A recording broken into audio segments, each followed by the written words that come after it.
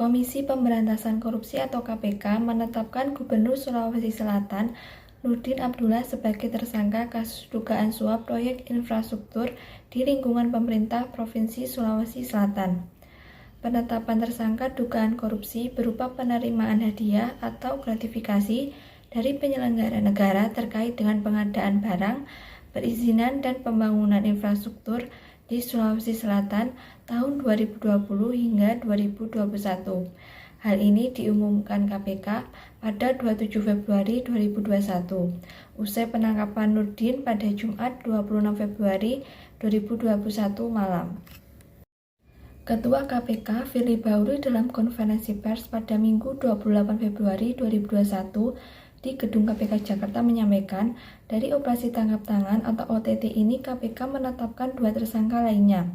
Adapun 2 tersangka lainnya adalah Sekretaris Dinas Perangkat Uji Tanah Rawa atau PUTR Provinsi Sulawesi Selatan, Edi Rahmat atau ER, dan Agung Sucipto atau AS selaku kontraktor.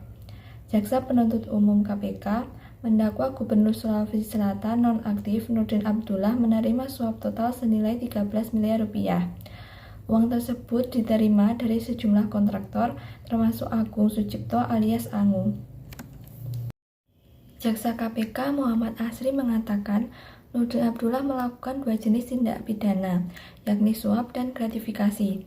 Pertama, Nurdin Abdullah menerima suap senilai 150.000 dolar Singapura dan 2,5 miliar rupiah.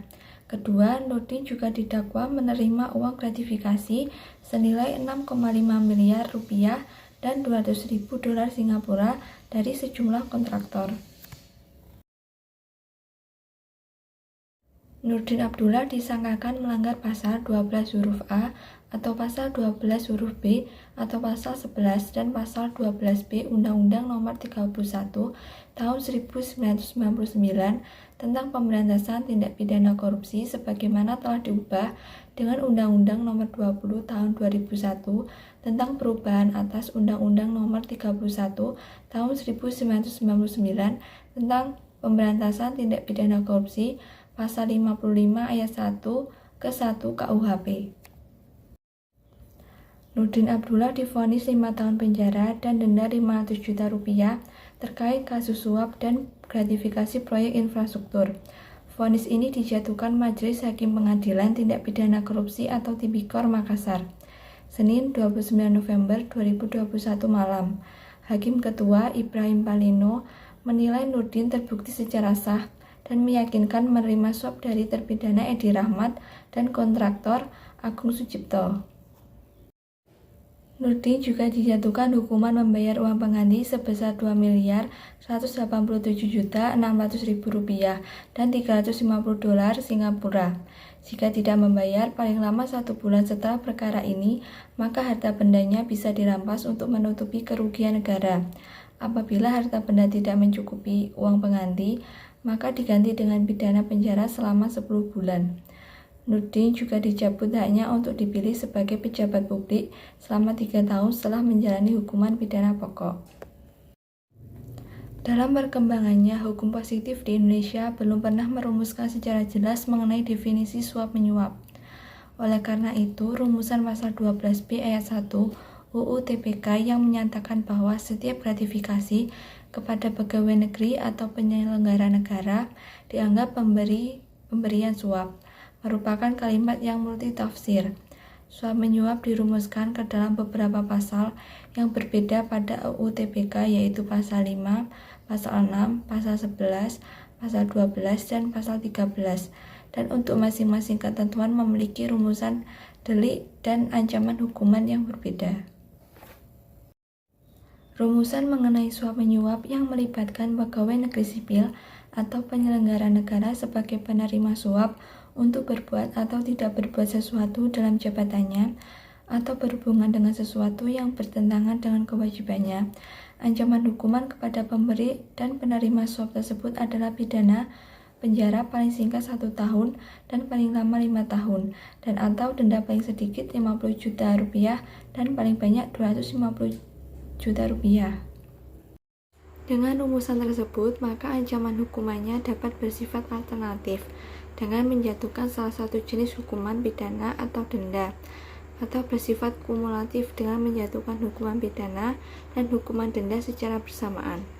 Selain perbuatan suap menyuap, sebagaimana dirumuskan di atas, UU TPK juga merumuskan mengenai gratifikasi yang dianggap suap, yaitu bagi pegawai negeri atau penyelenggara negara yang menerima gratifikasi yang berhubungan dengan jabatannya atau berlawanan dengan kewajiban atau tugasnya.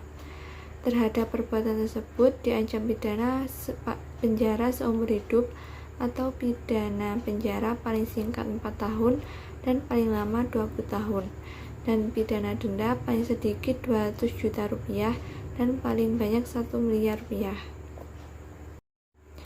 Berdasarkan ketentuan hukum tindak pidana suap, hukuman yang dijatuhkan kepada Nurdin Abdullah sudah sesuai. Namun kerugian yang ditimbulkan oleh Nurdin Abdullah tidak sebanding dengan total kerugian negara.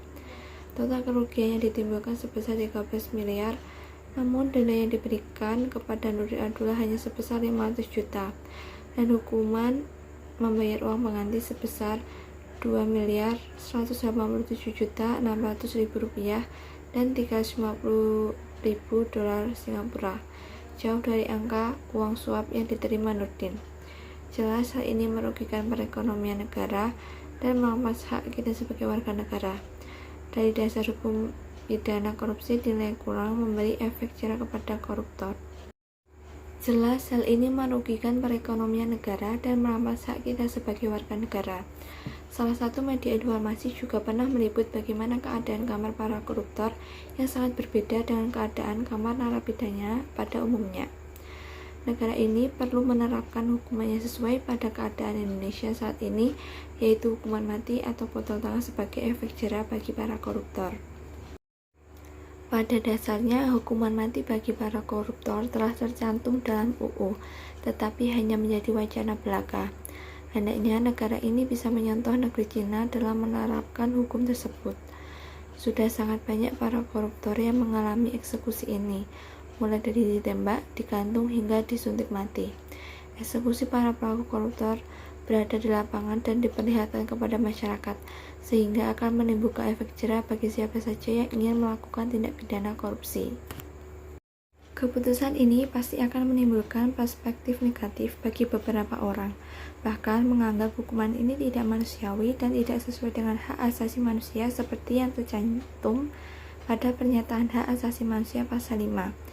Tidak seorang pun boleh disiksa atau diperlakukan secara kejam, memperoleh perlakuan atau dihukum secara tidak manusiawi atau direndahkan martabatnya.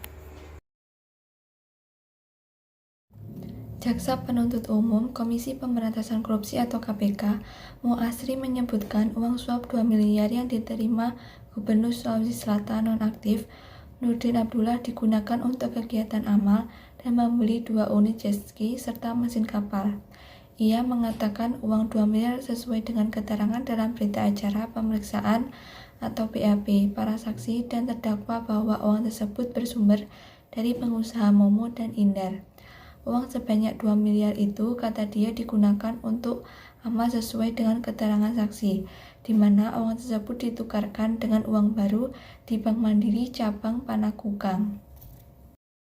Menurut keterangan saksi mantan Kepala Bank Mandiri Cabang Panakukang Muhardi, dari uang 2 miliar tersebut hanya 800 juta yang bisa ditukarkan dengan uang baru, sementara sisanya 1,2 miliar digunakan untuk membeli 2 unit jet ski dan mesin tempel kapal cepat atau speedboat.